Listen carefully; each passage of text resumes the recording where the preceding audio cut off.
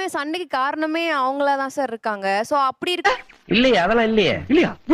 இருக்கிறப்போ அவங்க அவங்க சமாதானப்படுத்துறேன்ற ஒரு வழியில ஒண்ணு பண்ணி சண்டைய ஏத்தி விட்டுருவாங்க. கைக்குள்ள முந்தாடியில முடிஞ்சுக்கணும்னு ஆசைப்படுறீங்கல்ல, டவுன் மாப்பிளை மட்டும் ஏன் முடிஞ்சுக்கணும்னு ஆசைப்படுறீங்க? கிராமத்து மாப்பிளையும் முடிஞ்சீங்க.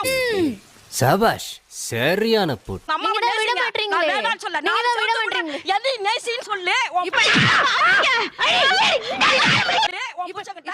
இப்ப பேசும்போதே உனக்கு சொல்றது உரிமை இருக்குல்ல? சரிங்க. ஏன் இப்ப கோபப்படுறீங்க? என்ன கோபப்படுற? சரி விட்டு தர்றேன் விடுங்க. நீங்க வந்து இவங்க வந்து என்னடா அவ போற போக்குல இப்படி பண்ணி போறான்னு அப்படி சிரிச்சுட்டே சொல்லும்போது அது மண்டையில இருந்து அப்படி வருது. ஓ நீங்க ரொம்ப டேஞ்சர் போல்த. ஆமா. அதே உன் தாயார் சொல்றாங்களே, உன் மாமியா என்னம்மா பண்ணுச்சுன்னு உடனே போன போடுறீங்க இல்லையா? நல்லா இருக்க. அவளை எங்க வைக்கணுமோ அங்க வை. நாங்களும் பெத்தவ தடமா என்னடா சிரிப்பு? சீரியஸா இருக்கும்போது 3 ஆம்பளை பிள்ளை பெத்து வச்சிருக்கா, ஒரு பொண்ணு கூட இல்ல. இப்ப 2 பேருமே 2 மருமகளை வந்து கடி கொடுத்துட்டு தான் வச்சிருக்கா.